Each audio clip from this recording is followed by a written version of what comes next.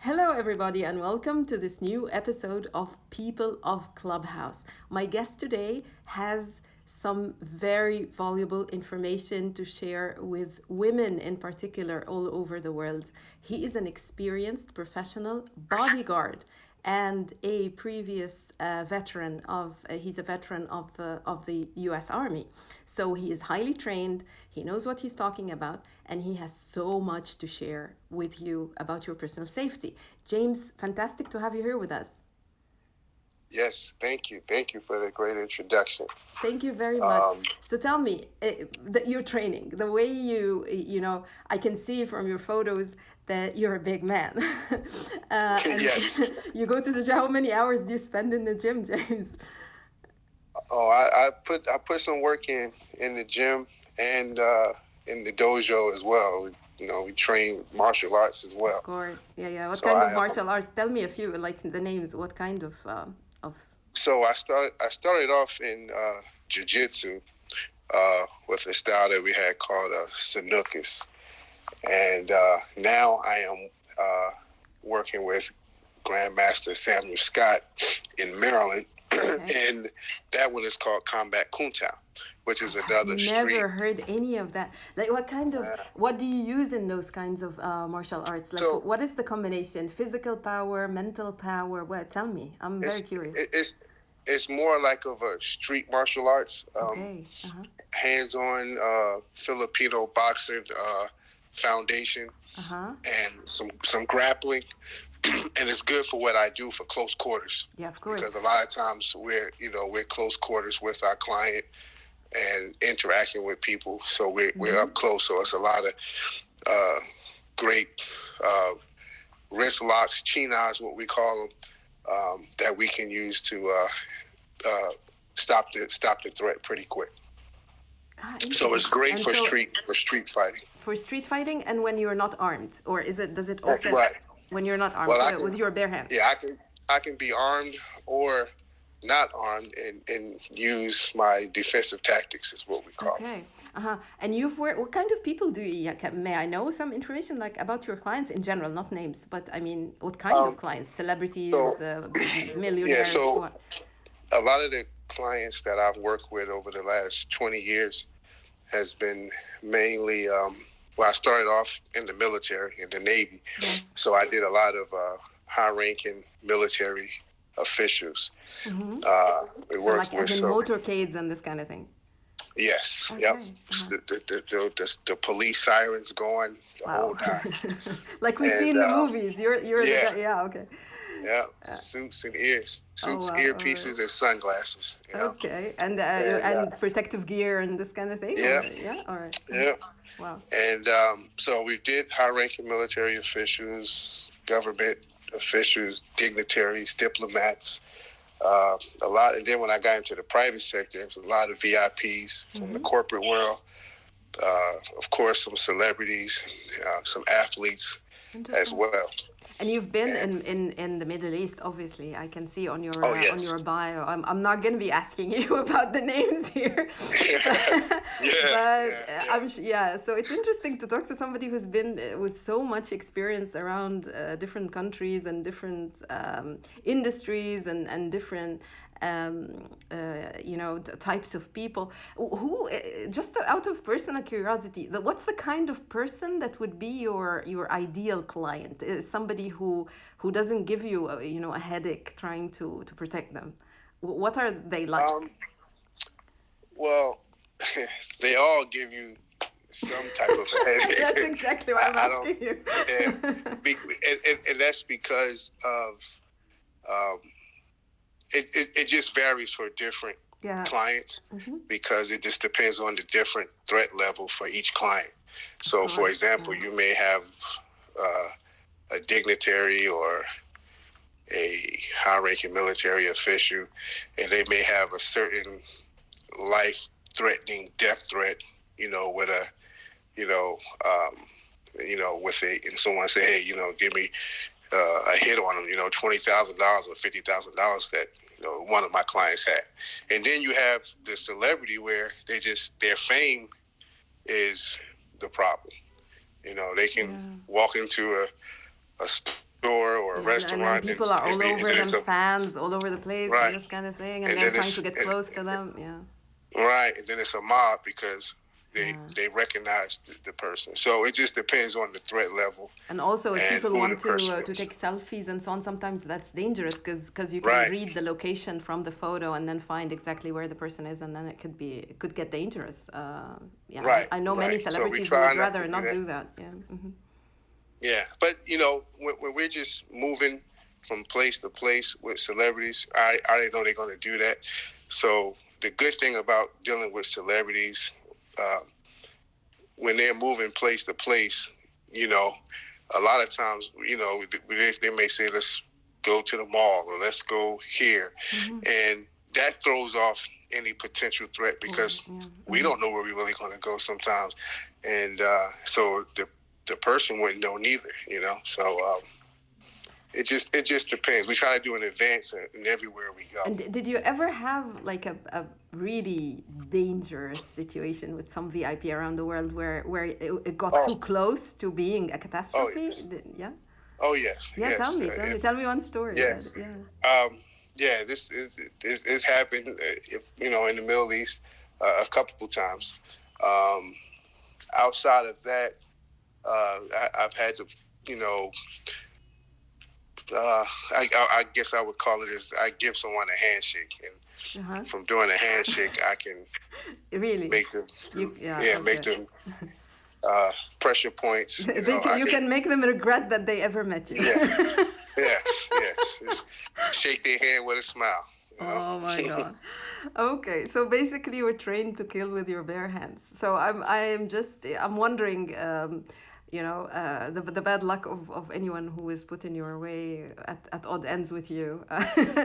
Yeah, I'm not one. I I'm mean, your friend, James. I'm yeah. I mean, trying we to. try to we Yeah. try to stay away from that, because yes, you need to be able to know how to protect yourself, but Of course. Yeah. also the main thing that I tell a lot of my students that's coming into this line of work, um, our job is to not fight; is to Of get the course. client out Exactly. safely Yeah. from Yeah. point A Exactly. to So your point B. job is to So protect, is to right, harness that power in order to give protection to your client. I was right, obviously joking. So, right. um, Yeah. So we yeah. so So we of course, yeah, you're doing your job. Your job is to protect your client, and actually, I think it's very brave when you do that because you're basically putting yourself in danger's way to literally take a bullet for your right. client, and so this is something very admirable that you're doing. And so the reason that what caught my attention when we met on Clubhouse when you were speaking was the amount of information you have on how women can protect themselves in different situations Yes. around the world while they're traveling, when taking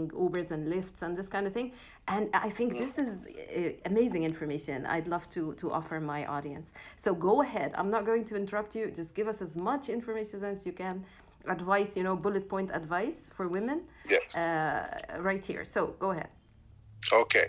So, like I said, I've been doing in the a security professional for about 20 years now, and from traveling all over the world, staying in different hotels or staying in different villas or properties that we have to secure, I learned a lot of tricks of the trade, so to say, and in executive protection or security work, we call it advanced packages. Mm-hmm. And what I learned from doing advanced packages is this is great information for just the regular common people that they should be thinking of and be aware of when they're traveling, whether it's domestically Mm-hmm. or internationally. One of the things that I talk about is the different countries that you may go to for Of people who course. like to travel. Mm-hmm. Is always check in with your embassy before you go, because they're going to let you know um, what's going on the grounds there. If there's any pertinent information for you and your country members. Mm-hmm. They also will have a phone number that they would give you. So Emergencies while and you're so on. Yeah. right, Mm-hmm. emergency number. So that way you'll be on the contact list. So if a text go out, you'll get that text. And that text is basically just informing you hey, this just happened, or stay away from this area, Exactly. or get to the embassy really quick. Mm-hmm. So you want to have that. You want to know where your embassy is, because you may have to get to home base pretty quick, or someone may steal your passport. So you want to know where your embassy is, know where it is from, how far it is from the hotel you're staying at. You want them to know that you're there and where you're staying, you know. And so that's what I would say for the things that you need to do with the embassy. Okay. What about their personal And safety? If they are like walking, for example, in a foreign city, or going on the underground, taking a lift, this kind of thing. right. So I'll start with the hotel first. Yes.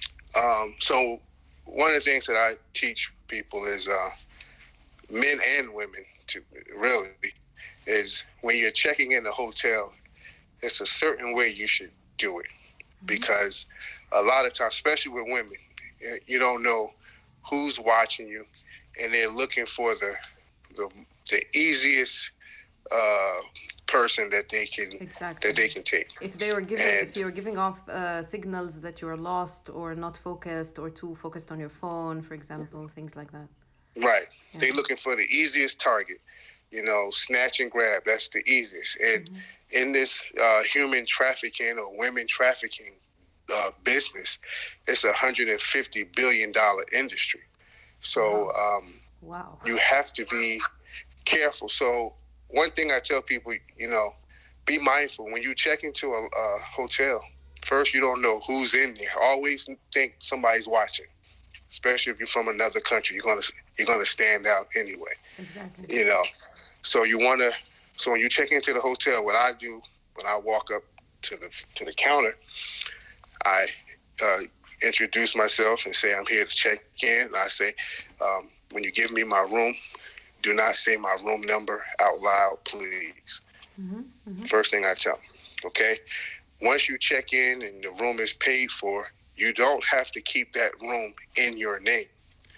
And usually what I do is whatever country I'm going to, I find whatever is the local name for a man, or if it's a woman, a local name for a female.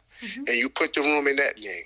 So that way you don't kind of stand out, because it may be hotel staff members that's scanning that too.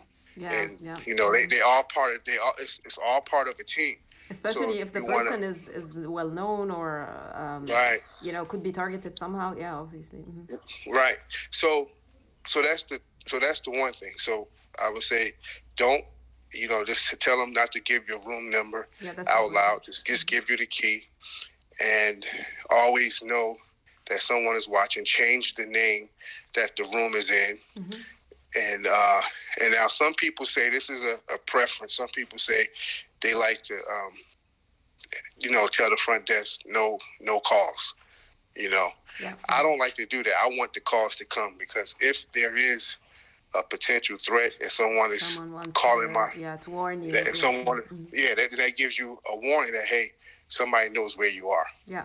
So I don't mind, put the room in a local name, and if someone still calls that room and know your real name or say something, now you have Okay, so let's move to the street then. When they go out on the city, what should they be careful of? How do they look, for example, if they have a stalker? If they feel like they have a stalker, what do they do? Okay, so one of the things is I try to dress like the locals. Exactly. You want to blend. You want to blend in. So as far as any car service, whether it's Uber, Lyft, taxi, anything like that, first thing I tell all women to do is, before you get in that car, check the child lock. And I'm going to be putting out videos on this stuff, because some women may not know how to check for a child lock. But once you get in the car with the child lock on, you can't get out the car. Exactly. Even if the door is unlocked. In the back, if you're in the back, exactly. If you're in the back, then the child lock is on. There is no way you can get out of the car. Exactly. Unless the driver allows you. Yeah. Right. So the only way you can get out is unless the driver opens the door from the outside of the car and lets you out. Okay, so that's one thing. Always check the child locker before you get in. Secondly, sit behind the driver.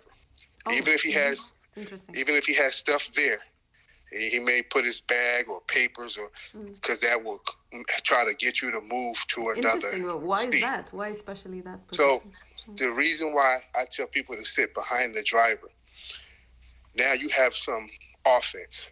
So just imagine if you were driving your car and you were doing the Uber, and someone that you don't know sat right behind you. He could sit in that person can sit in the front seat. Usually the person that get in the right. Usually the person that get in the car, they'll sit in the front seat or they'll sit to your right in the back. But when someone comes and sit directly behind you, now if you are trying to do something, a kidnap a female or something, now that You have unease feeling somebody, is you have somebody literally looking over your shoulder. right. So now you have unease. You put that unease on the driver, and now you will know because they'll keep looking up in the rearview mirror, because they're not comfortable. Why does this person sit here? Okay. And third thing that in that, if someone is trying to go a wrong path, if you don't know where you're going, if you just know I'm going to this hotel and you're just relying on the driver to get you there, put on your GPS too. Let him hear, or let that person hear, because I say him, it could be a female. There's a lot of women that's in this industry because a lot of people don't think women would be part of kidnapping other women, but they are. So whoever the driver is, let them know your GPS is on, and so they can hear it, so they know that you're tracking which way they're going. And if something happens when you're sitting behind the driver, you want that person to stop. You can have a pen or whatever in your hand. You can put them in a headlock. You can choke them. Yeah, you have a bit of control because you're behind them. You're not in their field of vision. They can't control you behind them. Yeah, obviously. Exactly. And so when you're traveling like this, tell women to always keep on your, like a little chain with a whistle. So that'll help draw attention to you. Now, another thing that I talk about is when you're going out to the clubs and you're out on the street, it's a possibility that someone is stalking you and they may try to rob you. Yeah, exactly. So in that case, I have what's called the dummy wallet. And what the dummy wallet is whatever country you're in, or even if you're in your home country, keep some money from whatever country that you're in.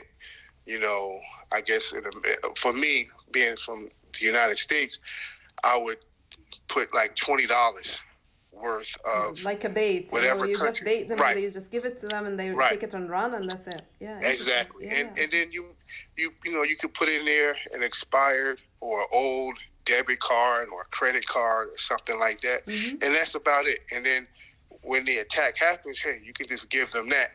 And they're going to see some of their local money. They're going to see some cards. They may ask you, what's the PIN number? You just give them a 4-digit PIN number. It doesn't matter because the card doesn't work. Yeah. And that way you can get out of there. That's very useful. That's very useful advice. Right. Actually, one of the things I do when I travel also is be very aware of my surroundings. Like scan the area, the street. For example, if I'm going outside of the hotel, I pause for a few seconds outside the door and just scan the entire area. Right. And decide, and then walk purposely, as in walk straight ahead, look people in the eye.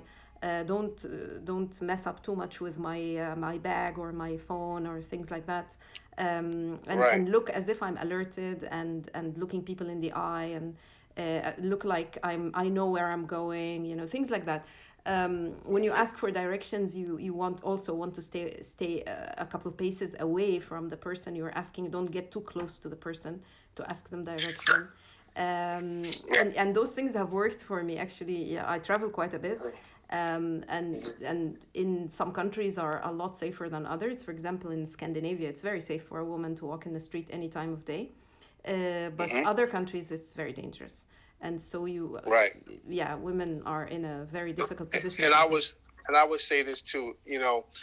These tips that I'm giving is not the end all be all. I Of mean, course, yeah, this yeah, is yeah, this yeah. is just to get your mind thinking about safety when you're traveling Absolutely. or when you're traveling with little children. Do you Um, give courses on that? Do you have a website people can go on, yeah, learn well, more? yeah, well, I'm in the process of creating all of this stuff now because really this just started me doing this Okay. maybe a couple weeks ago. I had an interview and it just I can't see. I had an interview and they asked me about, well, since you do all the security, what do you recommend for women? Because they were talking about human Amazing. trafficking, Yeah, very good. and then that's how this all started. So You ought now to I'm in put the some of this process. information on a website or something, and maybe Right. even create online trainings, Yes. like just the theory online. Of Right. course, if people get in touch with you in person, you probably teach them physical combat, self defense techniques, and so on. Right. So yeah, We have a team if and when of you have that website, please send me the link, and I will add it to this interview even later, so people can right. find it and learn more from you. Well, and we're working on that now. We're getting ready to start. I'm shooting little videos that we're going to put on YouTube. Like Amazing, good. when Okay. you sitting. Another thing is when you're at the hotel, when you go to the when they give you your room. I didn't cover this part. This is very important. Mm-hmm. When they give you your hotel key, and let's just say you're on the 5th floor, and you get on the elevator. Let's just say you're on the elevator by yourself. Once again, you don't know who's in the lobby watching you, so you can push, quite a different floors. Yeah, So I that'll throw always the do that person as off. well. You're right. If Yes. if somebody's in there, if someone is in the elevator with you, and you don't know, because it's teams when they do this human trafficking stuff. Mm-hmm. So it may be someone in the lobby, and it may be someone that get on the elevator with you. So if you're on the 5th floor, I'll go to the 7th floor. I'll go to the just a different floor. Just a different You floor, know, and then maybe you change it after, or come down the right? stairs, or whatever, if you Yep, can. yep. Yeah, You yeah, may yeah, you may come definitely. down the Yeah, stairs, and then I tell women who are, I say, if you're not used to exercising and working out, you want to try to stay on a lower floor. So if you have to go out a window or something, you can get out that window. If you have to go, if the elevator is not It's not working and you have to working. go Yeah. down the stairs, you don't have to go down a whole lot of stairs. And when you get down, you're so winded, you can't even defend yourself. Especially in So countries where there are maybe earthquakes or fires or things Right. like that, maybe you want to evacuate. that may very happen, quickly. And then when you get into the hotel room, I have so many different. I'm gonna be making a lot of videos on this and how you can secure your room.